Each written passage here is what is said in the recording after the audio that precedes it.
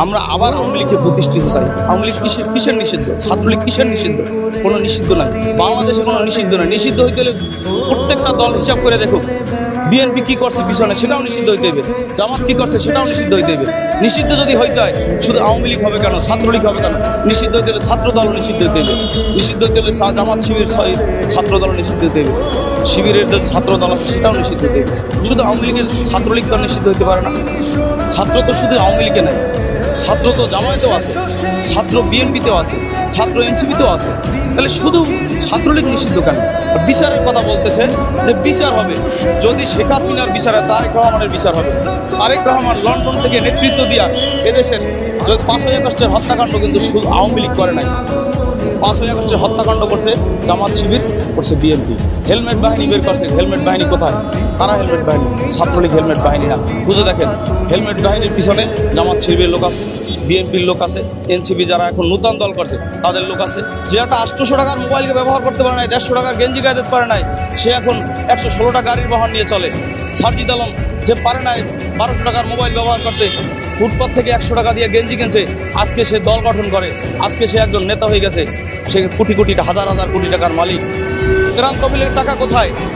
বিধবা ভাতার টাকা কোথায়? সেই বয়স্ক ভাতার টাকা কোথায়? মুক্তিযোদ্ধা ভাতার টাকা কোথায়? সে টাকাগুলো কি করছে? ওদের সব ওদের কাছে, এই হিসাব ওদেরও দিতে হবে। শুধু আওয়ামী লীগ যে হাসিনার হিসাব দিতে হবে তা না, হিসাব প্রত্যেকের দিতে হবে। আইনমন্ত্রী আনিসুল হক গেছে 36,000 কোটি টাকা তার চেক বইতে পাওয়া গেছে, সে টাকাগুলো কোথায়? অমুক মন্ত্রী পালাই গেছে 30,000 কোটি টাকা তার বাথরুমের ফল সাথে পাওয়া গেছে, সে টাকা কোথায়? সেই হিসাব কে দেবে? সে টাকার হিসাব দিতে হবে। সারজিদ আলমের বাপের ইতিহাস খুঁজে দেখেন। সারজিদ আলমের বাপ ছিল একজন গরুর দালাল, আজকে সে বাড়িতে বিল্ডিং পাচ্ছে। আজকে বিল্ডিং আর কি দিয়ে করতেছে? আরে 10 মাসে একটা লোক তো 10 লাখ টাকা কামাই করতে পারে না, আরো তো 10,000 কোটি টাকার মালিক হয়ে গেছে। কি দিয়ে হয়েছে? আমাদের আপনার আমার মতো জনগণের টাকা দিয়ে হয়েছে। আমার ভোটটা আমি দেবো যদি আওয়ামী লীগ নির্বাচনে অংশগ্রহণ না করতে পারে। তা আমার ভোট কেন্দ্রে আমি যদিও যাই, তাহলে আমার ভোটটা আমি কাউকে দেবো না। আমার ভোট আমি প্রয়োজনে আমার ভোট দিয়ে আমি আবার নৌকা বানাবো। আমি নৌকায় ভোট দিতে পারবো না, আমি ভোটের ব্যালট পেপার দিয়ে আবার নৌকা বানাবো, নৌকা বানিয়ে সেই নৌকার উপরে ছেড়ে দেবো।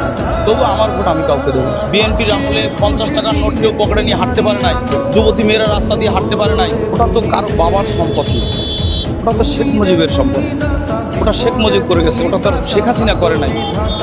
ওটা শেখ মুজিবের বাবার টাকার করা, ওটা তো নাহিদ ইসলামের বাবার টাকার না, ওটা ইউনূসের বাবার টাকার না। ওটা কেন ভাঙবে ওরা? 32-এর বাড়ি উপরে তো কারো কোনো ক্ষোভ থাকার কথা না। 32 তো একটা সাধারণ জাদুঘর, সেটা বিভিন্ন পর্যটক আসতো, ওটার থেকে রাষ্ট্রীয় ইনকাম হতো। ও টাকাটা তো শেখ হাসিনার বাপের পকেটে যেত না, শেখ হাসিনার পকেটে যেত না, ওটা তো রাষ্ট্রীয় সম্পদ। এই সম্পদগুলো কেন ধ্বংস করবে?